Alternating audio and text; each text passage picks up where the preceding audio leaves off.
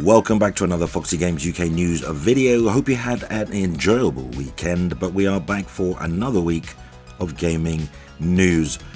Don't forget the Microsoft Developer Direct this Thursday, the 23rd. So yeah, in today's news, we have interesting news regarding the next generation of PlayStation. Early days still, yes, but the information is coming in thick and fast. So we are hitting milestones in terms of hardware development completion. PlayStation 6 SoC, that's the system on chip, is design complete. That doesn't mean it's final, but the basis of the chip is complete, according to known leaker Kepler L2. Now this post comes by way of TCMF Games at TCMF2 via X. So PlayStation 6 is design complete and in pre-SI validation already. That's a testing phase. The AO tap-out scheduled for later this year and could feature Zen 6. The GPU is UDNA, that's the new AMD chipset for its GPUs. According to Kepler L2, first chip manufacturing is to launch 2 years from now. This indicates that PlayStation 6 is really no issue when it comes to a holiday 2027 release. Probably a bit too early, so don't expect the PlayStation 6 to be out in 2027. I don't even think Microsoft, even if they launch their new Xbox in 2026, whatever, I don't think the rivalry is or competitiveness is quite there for Sony to jump gun and say, yeah, let's release early. I still believe Sony's going to release in the latter half of 2028. So yeah, the 3D V-Cache support PlayStation 6 CPU, which is significant for CPU performance, and that's pretty much it.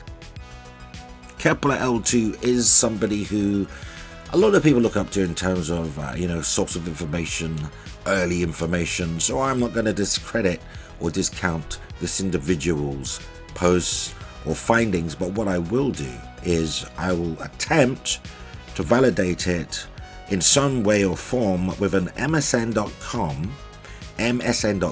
That's a pretty predominant news site. Everybody's heard of MSN, and even they have reported the PlayStation 6 development has reportedly hit another milestone. Yes, this was posted around 15-20 hours ago, so it's fairly new. So 2 reliable leakers has provided PlayStation 6 development update, one of which being that it's the system on a chip, system SoC, is design complete according to known AMD leaker Kepler_L2. The design is already in testing phase with the first complete functional chip ready to be fabricated and tested later this year. Kepler_L2 further claimed, thanks to Reddit, of all places, that PlayStation 6's GPU is a fork of AMD GFX 13, now known as UDNA, formerly RDNA 5. They also suggest that PlayStation 6 might be targeting a late 2027 release, considering the usual time between AO tap-out, which is the functional chip testing. Just because the hardware is ready doesn't mean you have to launch it immediately. As you can set on that hardware. It's all about strategy and planning the right time to release hardware, whether it's ready or not. Strategy is a major factor. But elsewhere, a reliable Chinese leaker via video cards and Reddit, who goes as Zhang, claimed that the aforementioned UDNA's architecture will utilize TSMC, that's a Taiwan Semiconductor Manufacturing Company Limited, N3E process technology. AMD will reportedly use high-end flagship graphics cards for next generation UDNA. That's also graphic chips for the console, because they don't have graphics cards like PC. Sony hasn't officially begun talking about PlayStation 6 yet, but has confirmed its partnership with AMD will continue into the next generation.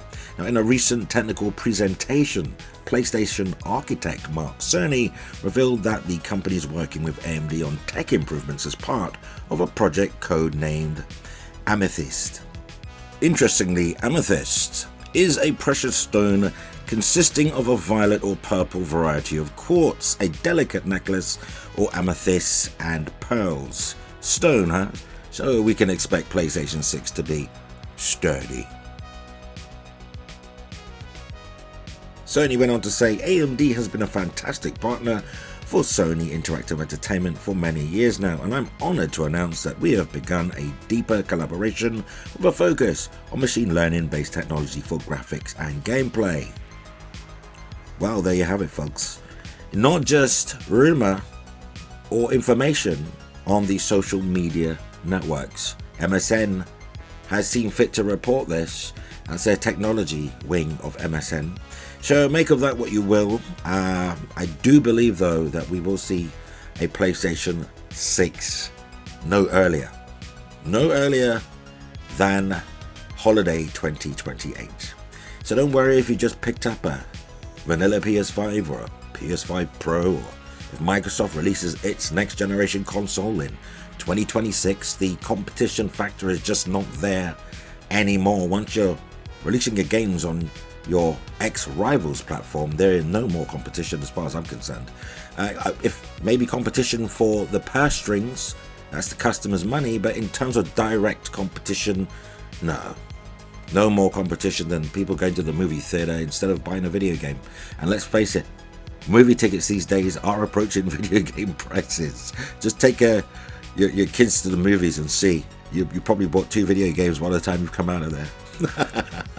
But here's the thing. What does a PlayStation 6 look like? What will Sony be focusing on specifically for its PlayStation 6? I mean, PS5 Pro already does ray tracing in-game and cutscenes, what have you, and it's fairly capable at doing that, given the 45% uptick in GPU power and other improvements to the hardware. So in my opinion, if I put on my logical cap, PlayStation 6, given the trajectory, the direction the industry is going, I don't think Sony is going to focus on resolution, specifically per se, more image quality. So don't expect, it to be pushing out native 4K pixels. I think this machine learning AI upscaling technology thing has taken full hold and permeated the video game development pool now. So don't expect them to be pushing GPU power specifically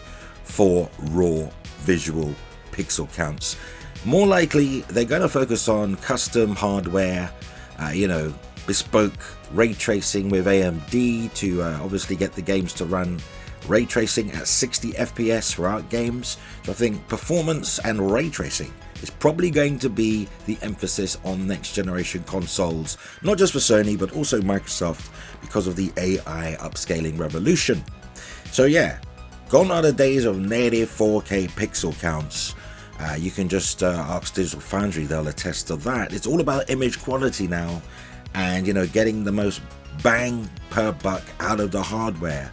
And let's face it, if they get to a point where 4K, if you like, fake 4K is indistinguishable to native 4K, what does it matter?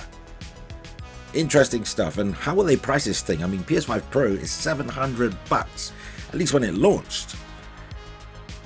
And these consoles, I'm not sure if they're going to get cheaper, though mind you, PS5 Pro is not exactly the beginning of a generational launch where Sony can afford, to take a loss on hardware units sold per customer. This is likely that PS5 Pro is more of a premium product designed for those who just want a little bit more juice from the PS5 and enjoy those games at much higher fidelity and more stable frame rates. That's probably what the PS5 Pro is there for and costs so much. It's not a must-have product in the sense of a new generation. So they're not going to price PlayStation 6 at $700. I think they'll go back to the maybe $499, $599 max, $600. But that's just my opinion. What say you? Sound off in the comments, as that brings us to the end of another video. Like, subscribe, hit notification and all that good stuff. And until next time, remember, play games, not corporations.